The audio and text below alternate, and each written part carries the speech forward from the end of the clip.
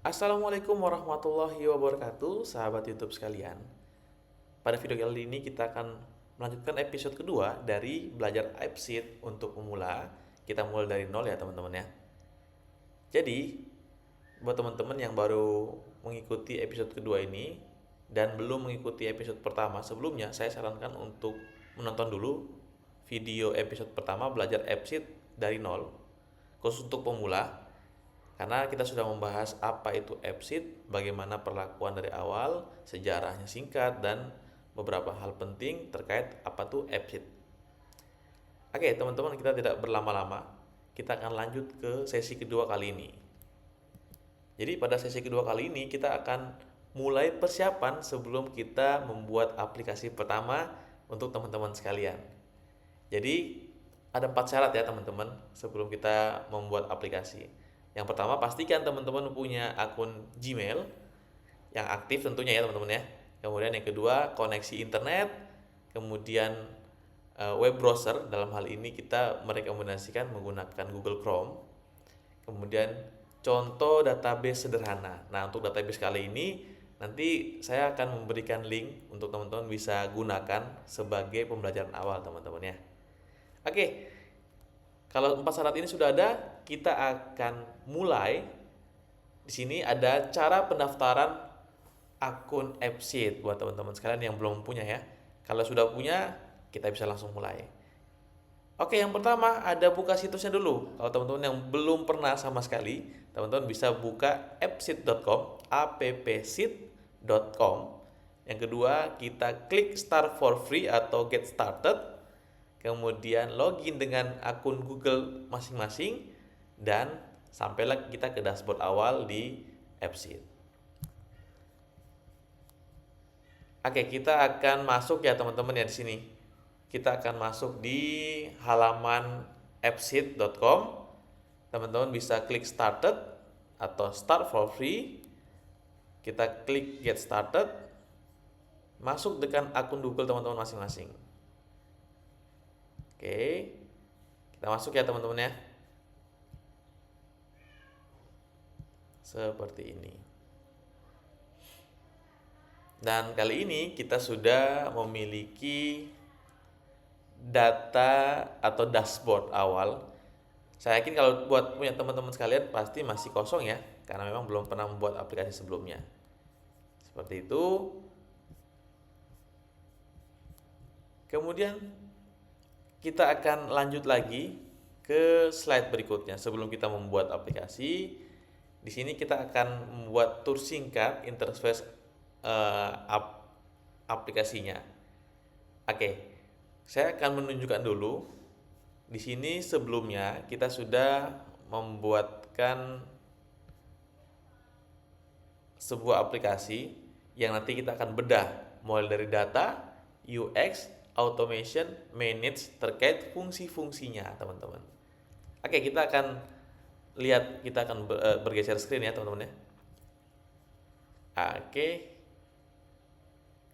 Ini ada contoh apps seperti ini, teman-teman ya. Nanti seperti yang tadi saya janjikan, kita punya di sini database penduduk. Tapi tenang teman-teman ya, database penduduk ini kita ambilnya dari AI sehingga tidak real. Nanti kita akan share juga linknya teman-teman. Kita akan share linknya biar teman-teman bisa testing juga. Kita pertama akan membahas beberapa fitur penting teman-teman. Ada data, oke. Kita akan berkutik dengan data dan UX sebenarnya yang paling sering akan kita lihat. Di data ada kolom table, columns, ada slice, ada user settings, ada option. Kita akan mulai satu persatu. Dari table teman-teman. Table ini adalah sesuai dengan halaman table yang ada di Google Sheet. Paham ya? Kita coba buka dulu. Di sini kita akan buka tabelnya.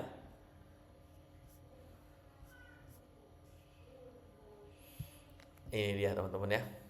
Kalau teman-teman perhatikan di sini ada dua ya, ada tabel atau sheet penduduk dan filter. Sedangkan di contoh hanya ada satu. Satunya di mana? Di sini ada add table filter. Jadi kalau teman-teman punya database yang banyak isinya, tetapi saya hanya ingin menampilkan beberapa saja, saya tidak ingin menampilkan semuanya. Itu boleh ya teman-teman ya. Jadi di sini kita akan tambahkan add table seperti ini.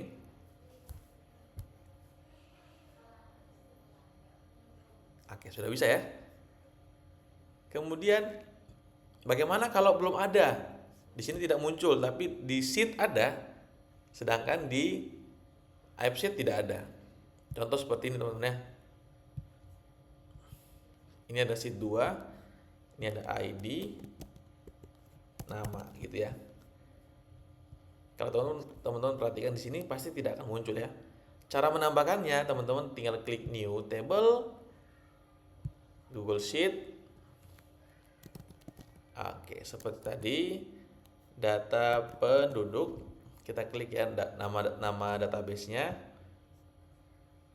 Teman-teman bisa di sini akan muncul, kalau misalnya lebih dari 3 akan muncul semuanya. Teman-teman bisa klik centang saja yang mau dimasukkan, yang tidak mau dimasukkan di uncentang saja teman-teman. Tinggal seperti itu. Oke. Ini kita hapus saja ya. Kita tidak butuh saat ini. Oke, teman-teman di sini bisa tambah, hapus, edit sama penggunaannya seperti di Google Sheet itu sendiri. Kita akan beranjak ke menu selanjutnya, yaitu columns. Untuk menu columns ini kita bisa melakukan pengaturan mulai dari tipe data. Mungkin teman-teman yang sudah sering melakukan setting database, ini sama halnya seperti kita melakukan setting database di SQL. Tipe data ini penting, teman-teman harus ketahui. Ada text, ada enum, ada address, ada app, ada number, ada name, banyak hal teman-teman, ada banyak sekali. Untuk kali ini kita mungkin tidak akan membahas terlalu panjang, terlalu jauh. Mungkin yang teman-teman akan sering gunakan adalah text ya, text, kemudian enum itu contoh di sini gender ya. Gender pastinya hanya akan ada 2. Kita coba buat di sini laki, perempuan. Hanya ada 2. Kalau yang lainnya tidak dihitung ya teman-teman ya. Mungkin yang bilang oke, kita tidak bahas. Lanjut ya. Laki-laki, perempuan. Jadinya kalau kita mau menambahkan data, di sini gendernya bisa kelihatan nih, laki-laki, perempuan. Oke, seperti itu teman-teman ya. Intinya di kolom ini kita melakukan pengaturan awal untuk tipe kolom pada masing-masing data. ID itu apa, gender itu apa. Kita juga bisa melakukan pengaturan formula. Ini ada formula, ada initial value yang sama-sama akan memunculkan data saat kita melakukan tindakan. Contoh di sini ada nama ya. Oke, di sini saja. Contoh kita masukkan di sini. Contoh di pulau pun kita akan masukkan contoh. Ini ya. Kemudian kita masukkan seperti ini. Langsung kita singkatnya. Nama tadi ada initial value contoh. Ya, ada contoh. Di sini ada contoh, tapi kita bisa rubah. Di kolom pulau sama ada contoh juga, tetapi di sini tidak bisa kita rubah. Jadi initial value itu adalah nilai awal, sedangkan formula itu adalah rumus paten, sehingga dia tidak bisa dirubah atau diganggu-gugat. Itu teman-teman. Ada lagi initial value, ada display name, ada description. Kita akan lanjutkan ini di video-video selanjutnya Makanya tetap teman-teman pantau terus di sesi pembelajaran episode untuk pemula kali ini, karena masih banyak hal lagi. Sekarang kita lanjutkan dulu ya teman-teman ya, untuk menyingkat waktu. Ada slice teman-teman. Pada slice kali ini kita bisa mengatur lagi. Kalau di kolom tadi kita sudah mengatur tipe data, kemudian rumus-rumus awal dan lain sebagainya. Di slice kita bisa melakukan pengaturan. Contoh di sini kita membuat penduduk slice.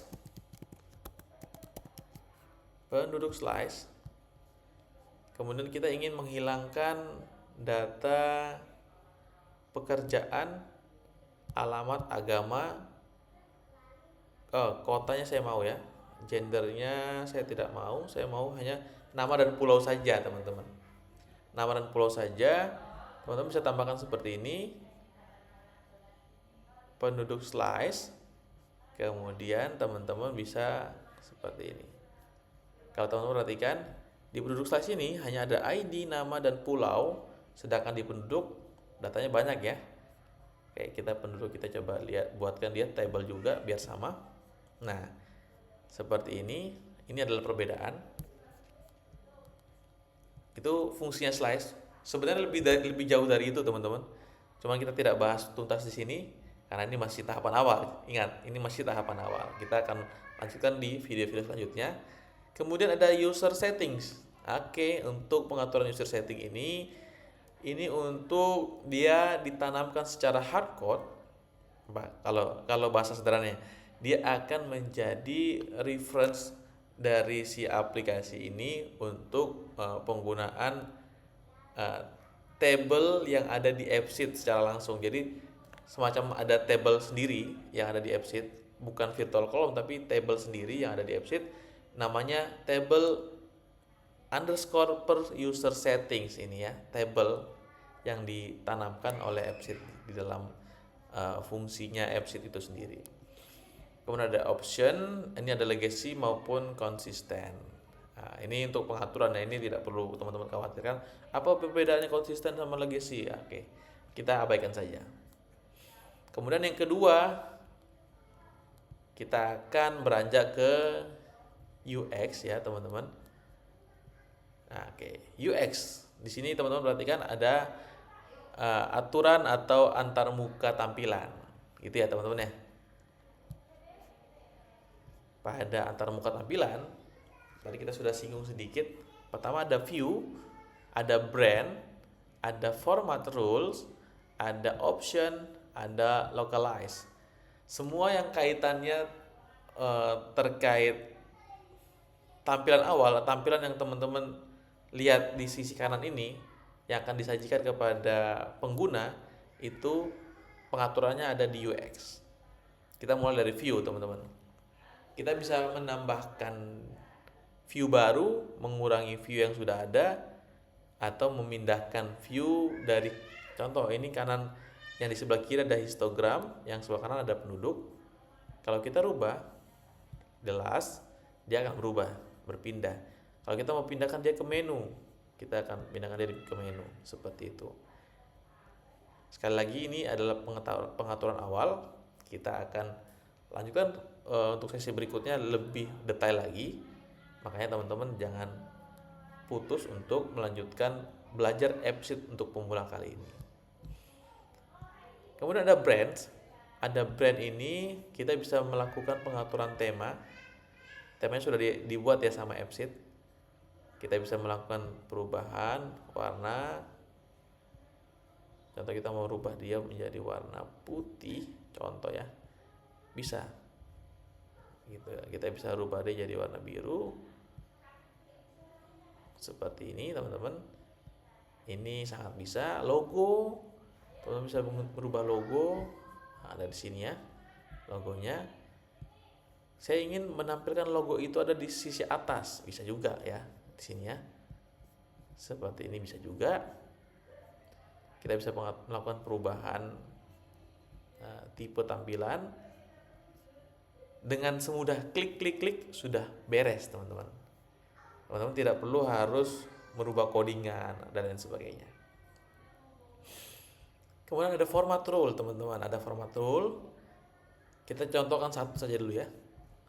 Intinya di sini melakukan coloring atau sederhananya dari data A, B, C kita mau membuat pengaturan-pengaturan warna. Nanti ini contoh case-nya ya, misalkan ada sudah dibayar atau belum dibayar.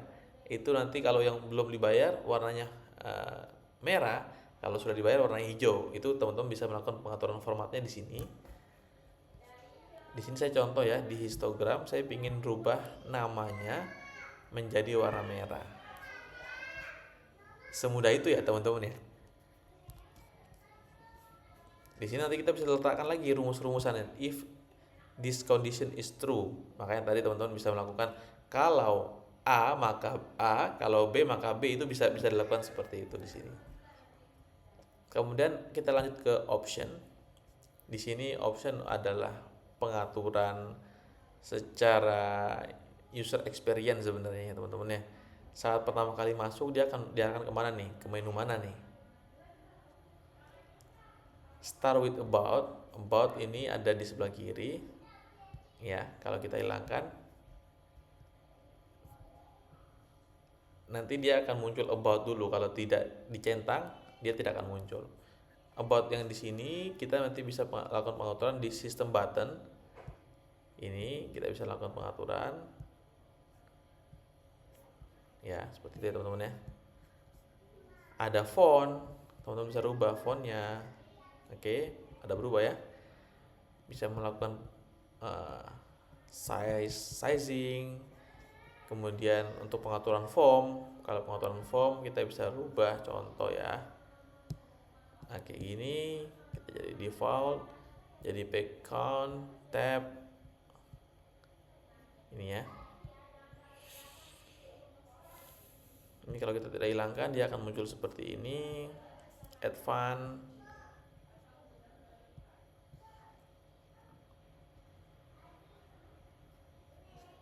Oke, seperti itu teman-teman ya. Kemudian di sini ada input juga. Ada table view, ada details. Ya, ini semua pengaturan untuk antar muka yang teman-teman bisa langsung tinggal klik sudah beres seperti itu teman-teman. Untuk localize, contoh di sini ada tulisan save ya. Save ini mau saya rubah menjadi simpan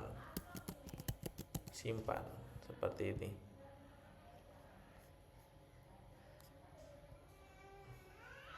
Oke, kita save dulu ya. Setelah kita save, nanti dia akan berubah menjadi simpan. Seperti itu teman-teman. Oke, itu tadi untuk localize. Kemudian kita akan ke automation atau buat aturan otomatis, notifikasi, dan alur kerja. Ini cukup panjang kalau kita mau bahas, tapi kita akan coba ulik-ulik sedikit ya. Oke, teman-teman, kalau di automation, ini automation, tapi sebelum kita bahas automation dan behavior itu sama, melakukan otomatisasi. Kalau behavior, kita melakukan action tambahan.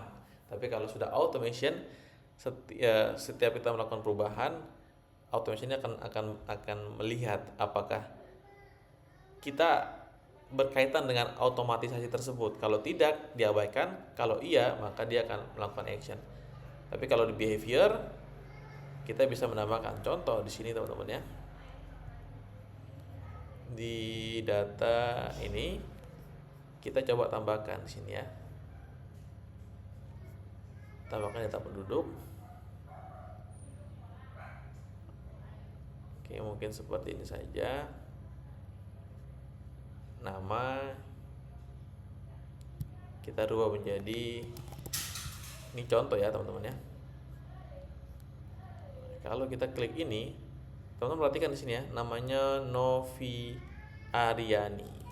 Kalau kita klik begini, dia berubah menjadi Chico. Kalau kita kembalikan lagi, Nah, contoh tadi ini karena tadi kita sudah salah memasukkan ini ya, memasukkan dia di rumus ya, sehingga dia akan masuk menjadi contoh gitu ya. Ini kita hapus saja seperti itu. Itu untuk satu contoh dari behavior. Masih banyak lagi teman-teman, kita bisa melihat di sini ya, ada copy, ada start upon call, ada banyak ya, ada import a CSV dan lain sebagainya. Kemudian kita bisa di automation juga. Nah, automation kita contoh ya, sama saja sebenarnya ya, sama saja. Ini kita coba berkaitan sama behavior tadi ya, ini jangan di sini, kita klik seperti ini kita lihat, kita ganti ke run a data action. Jadi ini banyak ya teman-teman ya, kalau kita perhatikan di sini ada banyak sekali. Cuman kita akan contohkan sederhana dulu untuk automation.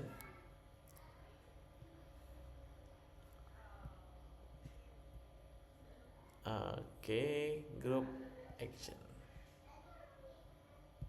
new action. Oke, ini new action kita ambil dari sini ya teman-teman ya, new action. Ini kita coba simpan jadi Novi Aryani. Kalau kita save saat ini, dia akan tetap menjadi Novi Aryani. Kalau kita save ini, teman-teman perhatikan ya, kita coba Novi Aryani, kita simpan saja lagi. Oh, sabar, karena tidak ada perubahan. Novi Aryani C, contoh ya. Kita coba simpan dulu. Nanti setelah ini dia selesai, seharusnya Novi Aryani tadi dia berubah menjadi Ciko, benar ya? Menjadi Ciko. Kenapa?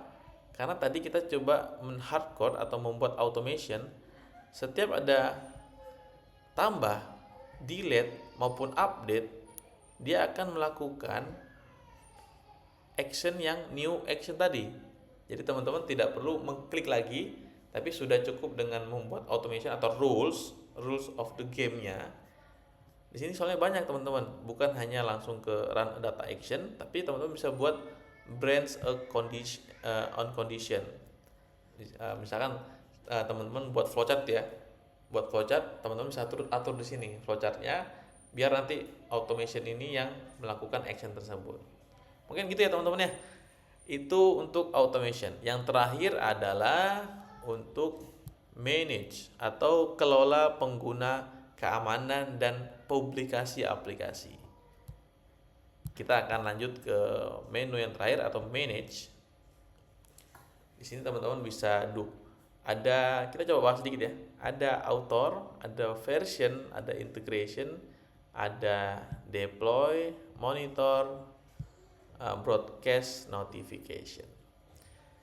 Oke, mungkin kita sedikit teman-teman yang untuk melakukan atau menggunakan aplikasi ini free. Sebenarnya menu ini saya tidak sarankan untuk di otak-atik. Untuk deploy teman-teman bisa lakukan di sini, tapi untuk penggunaan free cukup dengan prototype saja. Dengan prototype semua fungsi tadi tetap bisa jalan. Memang tidak ada tulisan deploy, tetapi sudah cukup untuk digunakan teman-teman. Kemudian untuk branded, ini bisa untuk aplikasi ini fungsinya sama, kita bisa install, nanti ada file.png, bukan png, apk yang teman-teman bisa download dan install di aplikasi masing-masing. Ada integration, ini bisa integration dengan aplikasi lain ya. Ada di sini teman-teman bisa perhatikan version history. Saat ini teman-teman sudah, kalau 1000 ada angka 8 di sini, berarti sudah 8 kali simpan data atau save data. Jadi ini versi ke-8. Ada app upgrade. Intinya kalau untuk fitur free untuk saat ini saya tidak menyarankan untuk mengotak-atik di menu kali ini. Ini ada plan, ada theme, ada transfer. Teman-teman kalau mau membuat aplikasi ini menjadi public sample, dengan klik ini aja. Tapi kalau sudah mengklik ini, berarti semua orang di dunia yang akan mencari nama aplikasi teman-teman, AppSheet, pasti akan bisa muncul seperti itu teman-teman ya, karena dia sudah public. Tapi public ini pun tidak bisa digunakan secara massal, dia hanya sampel. Jadi setiap orang melakukan perubahan, termasuk teman-teman sendiri melakukan perubahan, dia tidak akan tersimpan di database. Seperti itu. Ada transfer dan lain sebagainya.